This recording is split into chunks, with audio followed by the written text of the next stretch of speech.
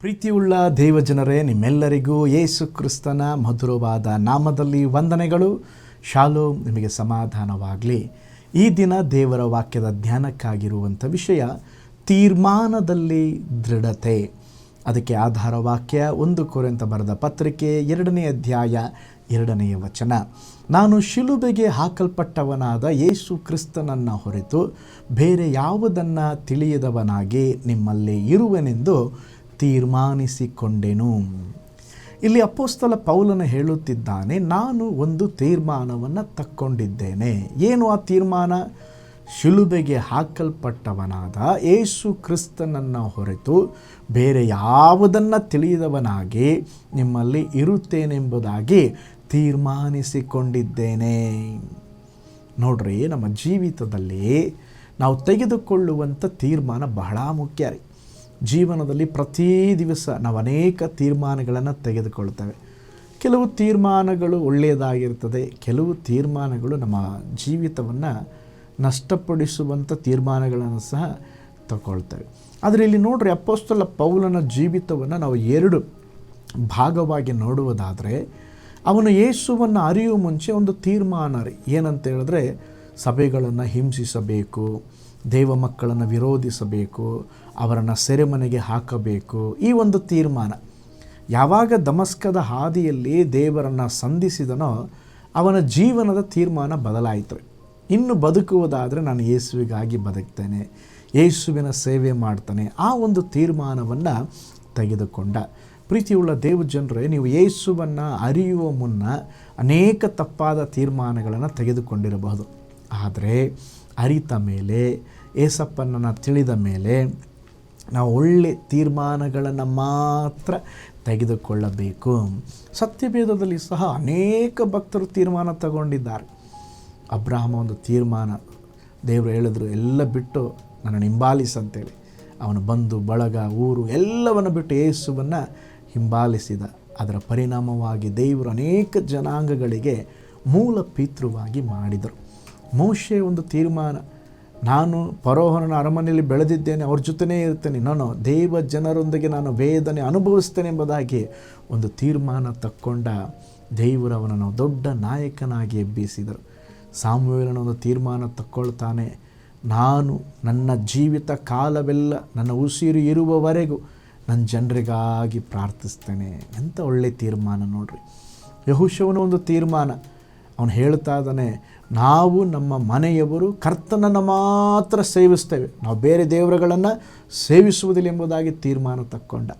ಎಸ್ತೇರಳು, ನಾನು ನನ್ನ ಜನರಿಗಾಗಿ ರಾಜನ ಮುಂದೆ ಹೋಗ್ತೇನೆ, ರಾಜ ಕರೆದಾಗ ಮಾತ್ರ ಹೋಗಬೇಕು, ಈಗ ಅವರ ಜನರು ಬಹಳ ಅಪಾಯದಲ್ಲಿರುವಾಗ ನಾನು ರಾಜನ ಮುಂದೆ ಹೋಗ್ತೇನೆ ಎಂಬ ಒಂದು ತೀರ್ಮಾನ ತಕ್ಕೊಂಡ್ಲು. ಆ ತೀರ್ಮಾನದ ನಿಮಿತ್ತವಾಗಿ ಒಂದು ದೊಡ್ಡ ಇಸ್ರಾಯೇಲರ ಚರಿತ್ರೆ ಅವತ್ತೇ ಬದಲಾಯಿತು ರೀ. ಇಲ್ಲಾಂದರೆ ಅವರು ಎಲ್ಲರೂ ತೀರೋಗಬೇಕಾಗಿತ್ತು, ಎಲ್ಲರನ್ನ ಆ ಹಾಮಾನನು ಸಾಯಿಸಾಕ್ಬಿಡ್ತಾ ಇದ್ದ. ಆದರೆ ಒಂದು ತೀರ್ಮಾನ ಅವರ ಜನರನ್ನು, ಅವಳನ್ನು ರಕ್ಷಿಸಿತು. ದಾನಿಯೇಲನ ನೋಡ್ರಿ, ಅವನೊಂದು ತೀರ್ಮಾನ, ಯುವಕನಾಗಿರುವಾಗಲೇ ಅವನನ್ನು ಸೆರೆ ಹಿಡ್ಕೊಂಡು ಹೋದರು. ಅಲ್ಲಿ ರಾಜನಿಗೆ ಬೇಕಾದ ಕೆಲವೊಂದು ಯೌವನಸ್ಥರನ್ನ ಆಯ್ಕೆ ಮಾಡಬೇಕಾಗಿತ್ತು. ಇವನು ಆಯ್ಕೆ ಆದ ಮೇಲೆ ಅವರಿಗೆ ರಾಜನು ತಿಂದು ಕುಡಿಯುವ ಆಹಾರ ಕೊಡಬೇಕು. ಕೆಲವು ಮಧುಪಾನ, ಪಾಪದ ಕಾರ್ಯದ ಸಂಗತಿ ಇದ್ವು ಆಹಾರದಲ್ಲಿ. ಇವನೇನು ಮಾಡ್ತಾನೆ ಗೊತ್ತಾ? ಅವನು ತೀರ್ಮಾನ ತೆಗೆದುಕೊಳ್ತಾ ಇದ್ದಾನೆ, ನಾನು ಅಶುದ್ಧವಾದದ್ದನ್ನು ಮುಟ್ಟುವುದಿಲ್ಲ. ಯಾವಾಗ ಅವನು ತೀರ್ಮಾನ ತಕ್ಕೊಂಡೋ ಅಧಿಕಾರಿಗಳ ಕಣ್ಗಳಲ್ಲಿ ದಯೆ ಉಂಟಾಯಿತು, ಅವನ ಶರೀರದಲ್ಲಿ ಕೂಡ ಒಳ್ಳೆಯ ಆರೋಗ್ಯ ಉಂಟಾಯಿತು. ಅಲ್ಲಿದ್ದಂಥ ಜನರಿಗಿಂತ 10 ಪಟ್ಟು ದೇವರು ಅವನನ್ನು ಹೆಚ್ಚಿಸಿದ್ರಂತೆ. ಶದ್ರಕ್, ಮೇಷಕ್, ಅಬೇದನಿಗೊಂದು ತೀರ್ಮಾನ, ಬಂಗಾರದ ಪ್ರತಿಭೆಗೆ ನಾವು ನಮಸ್ಕರಿಸುವುದಿಲ್ಲ, ಬೆಂಕಿಯೊಳಗೆ ಹೋದರೂ ಪರವಾಗಿಲ್ಲ, ಬೆಂಕಿಯ ಗುಂಡಿಗೆ ಹಾಕಿದರೂ ಪರವಾಗಿಲ್ಲ ಅಂತ ಹೇಳಿ ಒಂದು ತೀರ್ಮಾನದಲ್ಲಿ ನಿಂತುಕೊಂಡ್ರು. ದೇವರು ಅವರ ಪರವಾಗಿ ಇದ್ದು ಅದ್ಭುತವನ್ನು ಮಾಡಿದರು. ಯೋಸೇಫನ ಒಂದು ತೀರ್ಮಾನ ರೀ, ಏನು? ನಾನು ಪಾಪ ಮಾಡೋದಿಲ್ಲ. ಯಾರೂ ನೋಡದ ಸಮಯದಲ್ಲಿ ಪಾಪ ಮಾಡಲು ಅವಕಾಶ ಇತ್ತು ರೀ. ಆದರೆ ಯೋಸೇಫ ಹೇಳ್ದ, ನಾನೊಂದು ತೀರ್ಮಾನ ತಕ್ಕೊಂಡಿದ್ದೇನೆ, ನನ್ನ ದೇವರ ವಿರುದ್ಧವಾಗಿ ನಾನು ಯಾವ ಪಾಪ ಮಾಡುವುದಿಲ್ಲ.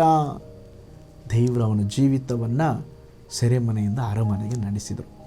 ಒಂದು ಅದ್ಭುತ ಸಾಕ್ಷಿಯನ್ನು ಹಂಚಿಕೊಳ್ತೀನಿ. ಒಬ್ಬ ದೇವಭಕ್ತರು ಒಂದು ಆಫೀಸಲ್ಲಿ ಕೆಲಸ ಮಾಡ್ತಾಯಿದ್ರು. ಬಹಳ ಪ್ರಾಮಾಣಿಕವಾದಂಥ ಕೆಲಸ ಮಾಡ್ತಾಯಿದ್ರು.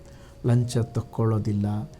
ಅವರ ಸ್ಥಾನದಲ್ಲಿ ಬೇರೆ ಯಾವುದಾದ್ರೂ ಇದ್ದರೆ ಸ್ಯಾಲ್ರಿಗಿಂತ ಬೇರೆ ಹಣ ಸಂಪಾದನೆ ಮಾಡೋದು ಜಾಸ್ತಿ ದುಡ್ಡು ಬರ್ತಾಯಿತ್ತು. ಇವರು ಯಾವುದೂ ಮಾಡಲಿಲ್ಲ, ಅಡ್ಡ ದಾರಿಗೆ ಹೋಗಲಿಲ್ಲ, ಲಂಚ ತಗೊಳ್ತಾ ಇರಲಿಲ್ಲ, ಪ್ರಾಮಾಣಿಕವಾಗಿ ಜೀವಿಸಿದರು. ಹಿಂಗೆ ಜೀವಿಸಿದ್ರೆ ಸುಮ್ಮನೆ ಬಿಡ್ತಾರೆ ಜನ? ತುಂಬ ಜನ ವಿರೋಧಿಸಿದ್ರು. ಆಫೀಸಲ್ಲೇ ಏನು ಹಿಂಗಿದ್ದಾರೆ ಇವರು, ಹಾಗೆ ಹೀಗೆ ಅಂತೇಳಿ. ಆದರೆ ಇವರು ಒಂದು ತೀರ್ಮಾನ ತಗೊಂಡಿದ್ದರು, ಎಸಪ್ಪ ನಾನು ಲೋಕದವನ ಪ್ರಕಾರ ಜೀವಿಸೋದಿಲ್ಲ, ಒಳ್ಳೆ ರೀತಿ ನಡ್ಕೊಳ್ತಾನೆ. ಅದರ ನಿಮಿತ್ತ ಹಂತ ಹಂತವಾಗಿ ದೇವರು ಇನ್ನೂ ಉನ್ನತ ಅಧಿಕಾರಿಯಾಗಿ ದೇವರು ಮಾರ್ಪಡಿಸಿದರು. ಕೆಲವು ಸಾರಿ ನಾವು ತೆಗೆದುಕೊಳ್ಳುವ ತೀರ್ಮಾನ ಅದರ ಸಮಯದಲ್ಲಿ ಅದು ಬಹಳ ಕಷ್ಟ ಆಗಿರುತ್ತೆ. ಆದರೆ ಆ ತೀರ್ಮಾನವನ್ನು ದೇವರು ಮಾನಿಸಿ ಆಶೀರ್ವಾದವಾಗಿ ಮಾಡ್ತಾರೆ.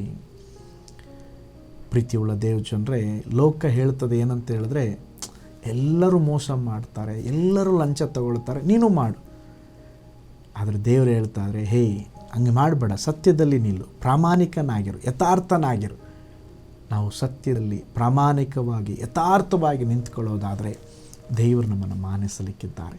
ಹಾಗಾದರೆ ಇವತ್ತು ದೇವರು ಬಯಸುವ ಒಂದು ಒಳ್ಳೆಯ ತೀರ್ಮಾನಗಳನ್ನು ತಕ್ಕೊಳ್ಳೋಣ. ಸ್ವಾಮಿ, ನನಗೂ ಸಹಾಯ ಮಾಡು. ಕೆಲವು ವಿಷಯಗಳಲ್ಲಿ ನಾನು ತೀರ್ಮಾನ ತಗೋಬೇಕು. ಆ ತೀರ್ಮಾನಗಳು ನನ್ನ ಜೀವಿತವನ್ನು ಆಶೀರ್ವದಿಸಲಿ ಎಂಬುದಾಗಿ ಹೇಳ್ರಿ. ನಿಶ್ಚಯವಾಗಿ ದೇವರು ಅನೇಕ ಸಂಗತಿಗಳನ್ನು ಬದಲಾವಣೆಗೊಳಿಸ್ತಾರೆ. ಪ್ರಾರ್ಥನೆ ಮಾಡಿಕೊಳ್ಳೋಣ. ಪರಲೋಕದಲ್ಲಿ ವಾಸ ಮಾಡುವ ನಮ್ಮ ತಂದೆಯಾದ ದೇವರೇ, ಈ ದಿನ ಕೂಡ ತೀರ್ಮಾನದ ಕುರಿತು ನಾವು ಧ್ಯಾನಿಸಿದ್ದೇವೆ. ನಮ್ಮ ಜೀವಿತದಲ್ಲಿ ಕೂಡ ಅನೇಕ ಒಳ್ಳೆಯ ತೀರ್ಮಾನಗಳು, ನಮ್ಮ ಜೀವಿತಕ್ಕೆ ಆಶೀರ್ವದಿಸಲ್ಪಡುವಂಥ ತೀರ್ಮಾನಗಳು, ದೇವರೇ ನೀವು ಬಯಸುವಂಥ ತೀರ್ಮಾನಗಳನ್ನು ತಕ್ಕೊಂಡು ಜೀವಿಸಲಿಕ್ಕೆ ಸಹಾಯ ಮಾಡಿರಿ. ದೇವರೇ, ನಾವು ಈ ಲೋಕದಲ್ಲಿ ಇರುವಾಗ ಬೆಳಕಾಗಿ ಉಪ್ಪಾಗಿ ಜೀವಿಸಿ ಅನೇಕರಿಗೆ ಪ್ರಭಾವ ಬೀರಲಿಕ್ಕೆ ಸಹಾಯ ಮಾಡಿರಿ. ಈ ವಿಡಿಯೋ ವಾಚ್ ಮಾಡಿದ ಪ್ರತಿಯೊಬ್ಬರನ್ನ ಆಶೀರ್ವಾದ ಮಾಡಿರಿ. ಯೇಸುವಿನ ಹೆಸರಿನಲ್ಲಿ ತಂದೆಯೇ, ಆಮೇನ್ ಆಮೇನ್. ಪ್ರೀತಿಯುಳ್ಳ ದೇವಜನರೇ, ಹಾಗಾದರೆ ನಾವು ಸಹ ಒಳ್ಳೆಯ ತೀರ್ಮಾನಗಳನ್ನು ತೆಗೆದುಕೊಳ್ಳೋಣ. ತೀರ್ಮಾನದಲ್ಲಿ ನೆಲೆಯಾಗಿರ್ರಿ. ದೇವರು ನಿಮ್ಮ ತೀರ್ಮಾನವನ್ನು ಮಾನಿಸಲಿ. ನಾಳೆ ಮತ್ತೊಂದು ಆತ್ಮೀಕ ಸಂದೇಶದಲ್ಲಿ ನಾನು ನಿಮ್ಮನ್ನು ಸಂಧಿಸಲಿಕ್ಕಿದ್ದೇನೆ. ನಾನು ನಿಮ್ಮ ಪ್ರೀತಿಯ ಸಹೋದರ pastor Paul Joy. God bless you.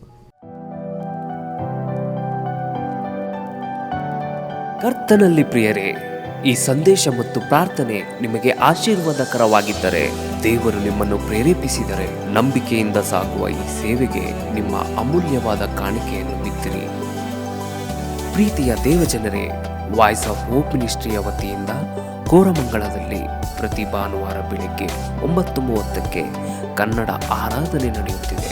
ಆತ್ಮಭರಿತವಾದ ಆರಾಧನೆ, ಮನಮುಟ್ಟುವ ಸಾಕ್ಷಿ, ಬಲಪಡಿಸುವ ದೇವ ಸಂದೇಶ. ಬನ್ನಿ, ನಮ್ಮೊಂದಿಗೆ ಭಾಗಿಯಾಗಿ ಕರ್ತನನ್ನು ಆರಾಧಿಸಿರಿ. ನೂತನ ತಿಂಗಳ ಆಶೀರ್ವಾದ ಕೂಟ ಪ್ರತಿ ತಿಂಗಳು ಮೊದಲ ದಿನ ಸಂಜೆ 7 ಗಂಟೆಗೆ. ಪ್ರತಿ ತಿಂಗಳು 2ನೇ ಶನಿವಾರ ಬಿಡುಗಡೆ ಉಪವಾಸ ಪ್ರಾರ್ಥನೆ ಕೂಟ ಬೆಳಿಗ್ಗೆ 10:30ಕ್ಕೆ. ನಿಮಗಾಗಿ ಪ್ರಾರ್ಥಿಸಬೇಕೆ? ನಿಮಗೆ ಯಾವುದಾದರೂ ಪ್ರಾರ್ಥನೆ ಮನವಿಗಳು ಇರುವುದಾದರೆ ಕೆಳಗಿನ ನಂಬರಿಗೆ ಕರೆ ಮಾಡಿ ಅಥವಾ ವಾಟ್ಸಪ್ ಮಾಡಿರಿ. ಈ ಆತ್ಮಿಕ ಸಂದೇಶಗಳು ನಿಮಗೆ ಆಶೀರ್ವಾದಕರವಾಗಿದ್ದರೆ ಲೈಕ್ ಮಾಡಿರಿ.